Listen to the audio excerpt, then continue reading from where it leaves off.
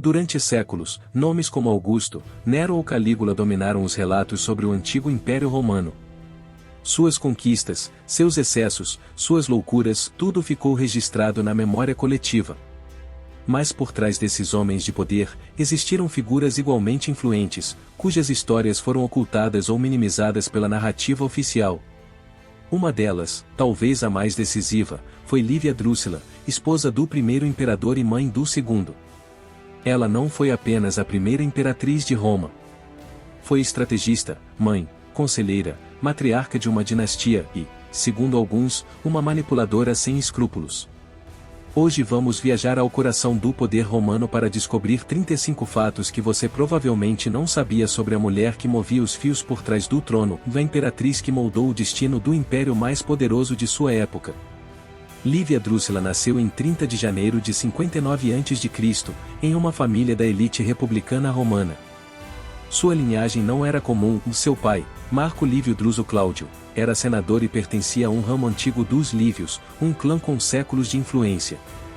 Sua mãe, Álfida, também vinha de uma família abastada. Lívia cresceu rodeada de mármore, política e tensões.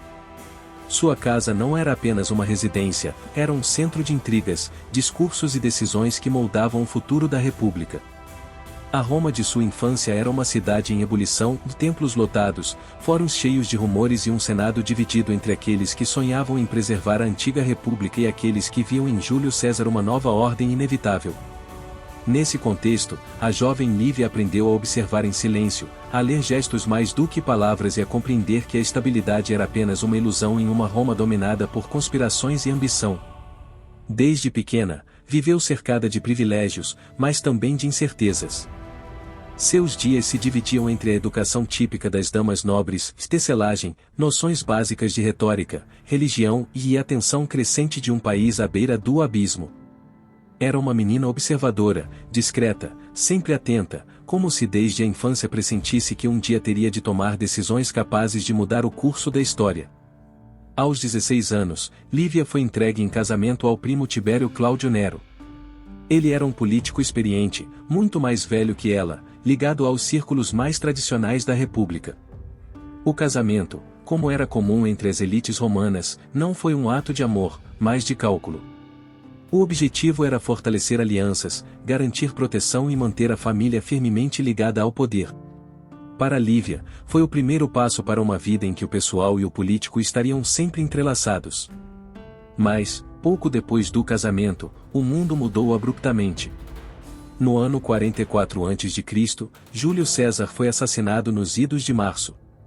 Com sua morte, a república se dividiu em dois lados, de um lado, os cesaricidas, liderados por Bruto e Cássio, do outro, os herdeiros da nova ordem, de Marco Antônio e o jovem Otaviano, filho adotivo de César. Lívia, grávida de seu primeiro filho, viu-se presa entre lealdades familiares e a brutalidade de uma guerra civil que não poupava mulheres nem crianças. Seu marido, Tibério Cláudio Nero, escolheu o lado dos assassinos.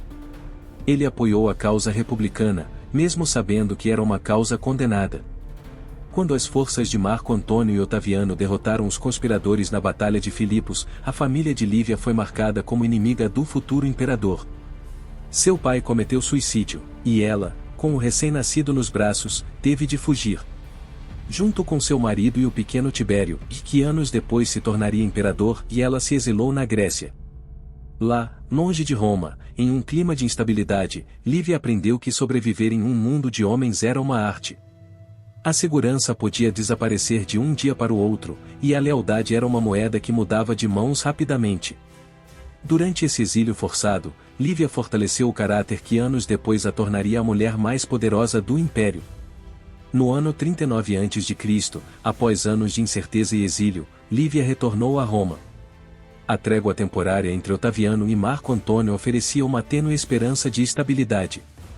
Mas o que a esperava na capital não era apenas a continuação de sua vida anterior, era o início de um destino que mudaria o curso da história romana. Pouco depois de voltar, Lívia e seu marido participaram de uma audiência com Otaviano. Então aconteceu algo inesperado, o futuro imperador ficou completamente fascinado por ela. Não se tratava apenas de atração física, e embora Lívia fosse considerada elegante e de porte nobre, mas de uma fascinação imediata. Otaviano, o jovem político decidido a dominar Roma, viu em Lívia não apenas uma mulher atraente, mas uma figura de firmeza, inteligência e estatura moral. Ambos eram casados. Lívia ainda esperava um filho de seu marido, Otaviano, por sua vez, tinha uma esposa grávida. Mas nada disso importou. O que se seguiu foi um dos escândalos mais audaciosos de sua época. Tibério Cláudio Nero, seu marido, anunciou publicamente sua decisão de se divorciar sem explicações. Agiu por vontade própria ou sob pressão de Otaviano? Nunca se saberá ao certo. O que é certo é que nenhum homem ousava desafiar a vontade do herdeiro de César. O inesperado ocorreu logo depois, logo após dar à luz seu segundo filho, Lívia casou-se com Otaviano. E foi seu ex-marido, aquele que havia sido afastado, quem a entregou na cerimônia de casamento. Essa cena, mais digna de uma tragédia do que de uma crônica política, marcou o início de uma das alianças mais duradouras e influentes da história imperial. Mais do que uma união romântica, o vínculo entre Otaviano e Lívia foi uma parceria política de iguais. Ele viu nela algo além da beleza, uma companheira lúcida, reflexiva, capaz de lidar com intrigas e manter o controle em meio às tempestades. Ela, por sua vez, soube navegar pelos perigos da corte e colocar-se ao seu lado sem ofuscá-lo, mas também sem desaparecer. Foi assim que Lívia Drúxila se tornou, aos poucos, a figura invisível que sustentava o homem mais poderoso de Roma. E o melhor, ou o mais perigoso, já ainda estava por vir. Quando Otaviano recebeu oficialmente o título de Augusto em 27 a.C., Roma deixou para trás sua república e se tornou um império. E, com isso, Lívia deixou de ser apenas sua esposa para se tornar, sem precedentes ou título oficial, a primeira imperatriz romana. Não houve cerimônia nem coroa, nem reconhecimento legal do cargo, mas todos sabiam quem ela era.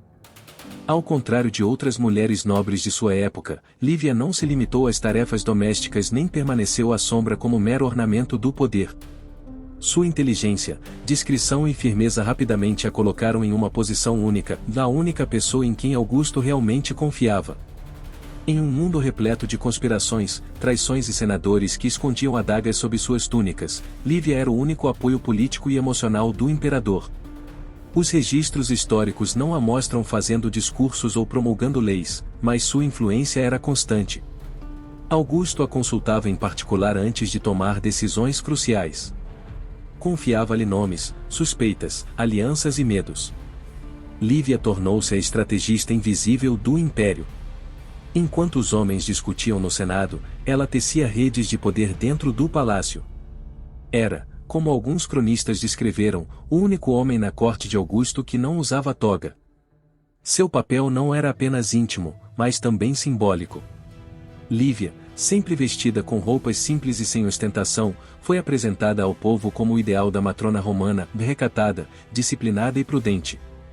Enquanto muitas mulheres da elite se envolviam em escândalos ou excessos, Lívia era sinônimo de virtude, ordem e equilíbrio.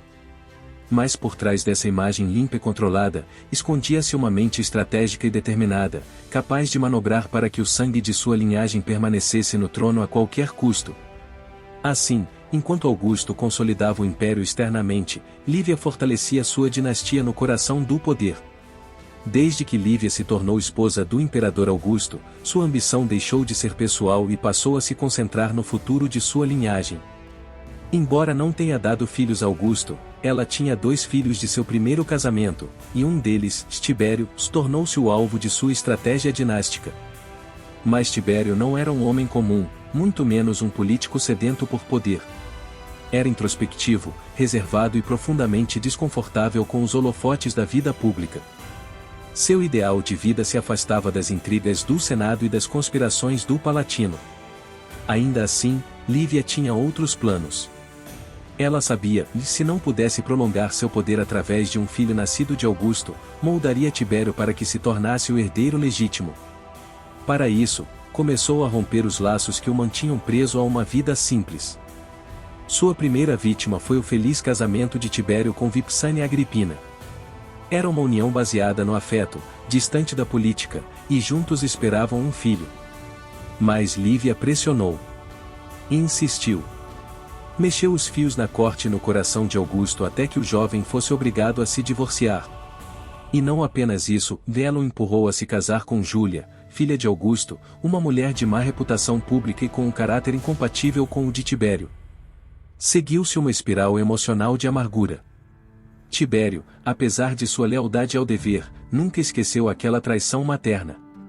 Sua vida com Júlia foi uma cadeia de desgraças e discussões, infidelidades, vazio emocional. Perdeu seu filho recém-nascido. E quando não pôde mais suportar, fugiu. Exilou-se voluntariamente na ilha de Rhodes, longe do poder, de sua mãe, do império e de si mesmo. Enquanto Tibério se exilava em Rhodes, imerso em decepção e ressentimento, Lívia encontrou consolo e esperança em seu outro filho, Druso. Ao contrário de seu irmão mais velho, Druso era carismático, corajoso e ambicioso. Tinha aquele fogo interno que transformava homens comuns em lendas. Sua carreira militar era impecável, e sua ascensão nas fileiras do exército o havia tornado uma figura respeitada tanto pelas tropas quanto pelo povo. Lívia, sempre habilidosa em medir o potencial dos homens, via nele a possibilidade de um novo legado. Augusto também o admirava e o favorecia publicamente, alimentando a esperança de que Druso poderia se tornar o próximo imperador, ou pelo menos, o arquiteto de uma nova geração de líderes romanos. Mas o destino tinha outros planos. No ano 9 a.C., durante uma campanha militar na Germânia, Druso sofreu uma queda de cavalo que lhe causou ferimentos internos graves.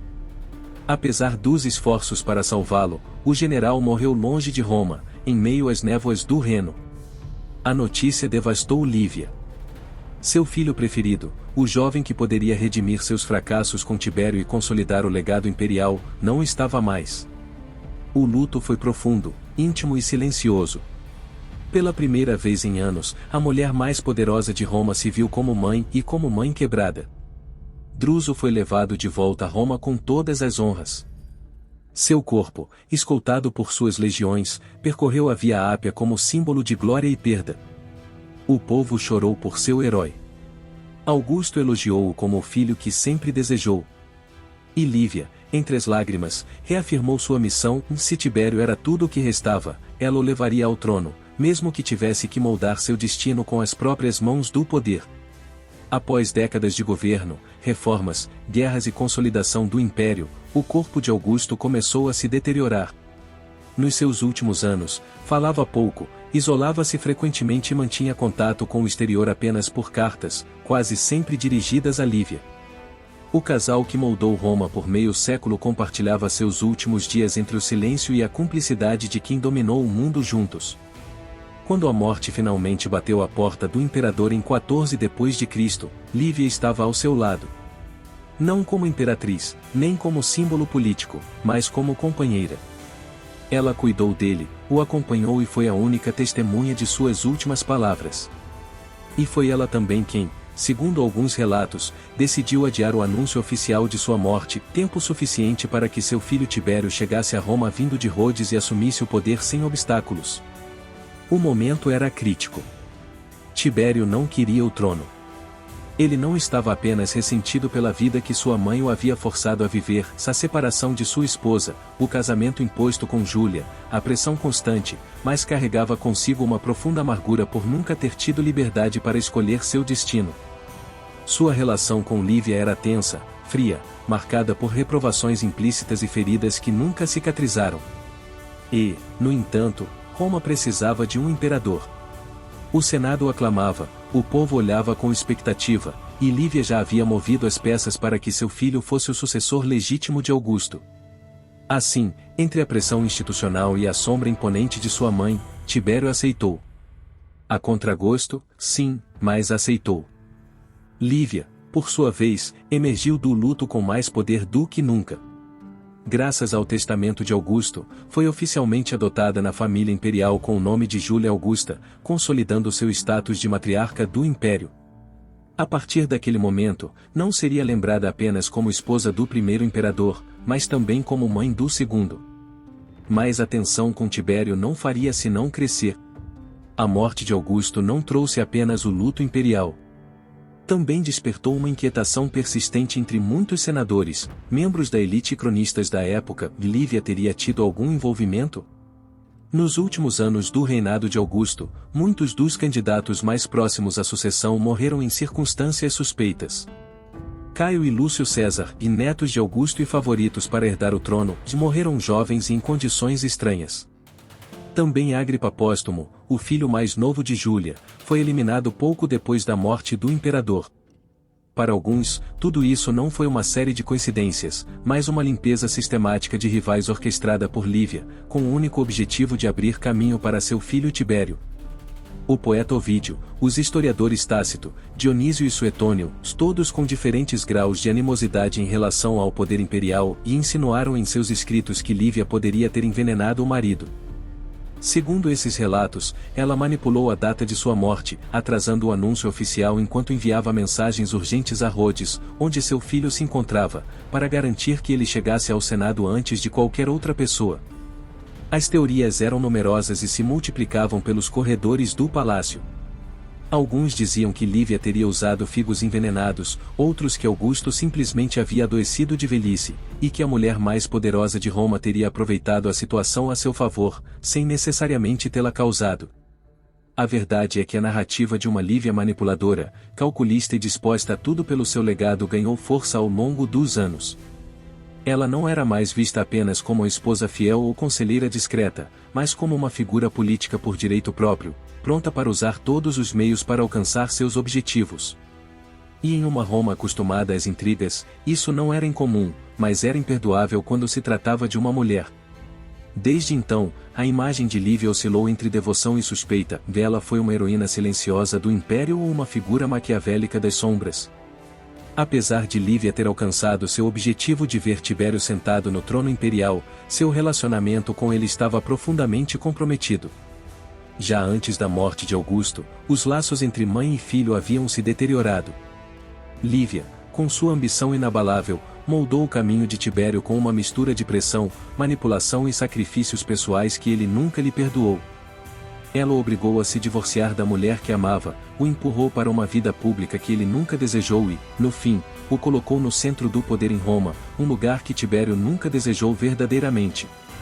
Quando Augusto morreu, o Senado quis conceder a Lívia todas as honras, monumentos, títulos, influência política direta. Mas o novo imperador Tibério começou a se opor sistematicamente. Rejeitou a maioria das honras póstumas, limitou sua participação nos assuntos públicos e progressivamente a excluiu das decisões governamentais. Apesar disso, Lívia não cedeu facilmente sua posição. Já oficialmente convertida em Júlia Augusta, Lívia mantinha sua própria corte, influenciava senadores e nobres, e não hesitava em interceder por pessoas acusadas ou condenadas.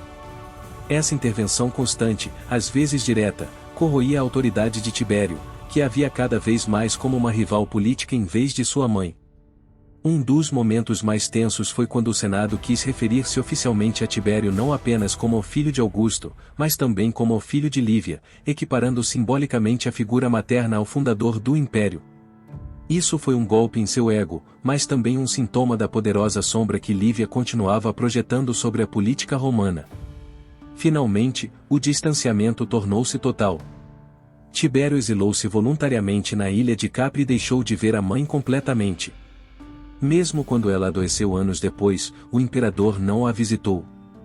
Lívia morreu em 29 d.C., sem reconciliação, sem consolo, com um filho imperador que se recusou até mesmo a organizar seu funeral com o esplendor exigido pelo Senado.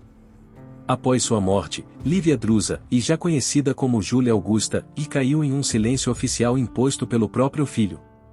Tibério, ainda carregado de ressentimento, vetou todas as honras póstumas que o Senado quis conceder-lhe.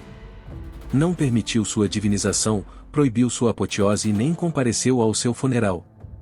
Foi seu sucessor, Calígula, quem leu o discurso em seu lugar. No entanto, o destino reservava uma inesperada reabilitação. Anos depois, seu neto Cláudio, já aquele a quem Lívia desprezara, humilhara e marginalizara por suas limitações físicas, subiu ao trono do Império. Contra todas as expectativas, foi Cláudio quem restaurou publicamente a imagem da avó. Ordenou sua divinização oficial, a honrou como diva augusta e mandou erguer estátuas, templos e altares em seu nome. Nos jogos públicos, sua imagem desfilava ao lado de Augusto, como se o tempo tivesse reescrito a história. Muitas mulheres romanas tornaram-se suas sacerdotisas, e sua influência espiritual se estendeu por todo o império, muito além de sua morte. Lívia não foi apenas a primeira imperatriz de Roma, foi a mãe política de toda uma dinastia. Por meio de suas manobras, sua linhagem controlou o poder por décadas.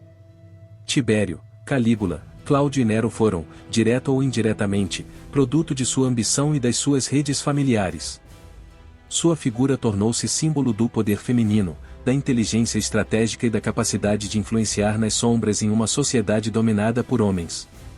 Ao longo dos séculos, sua vida foi retratada em romances, filmes e séries como Eu, Cláudio ou Domina, sempre envolta em um halo de ambiguidade entre admiração e suspeita.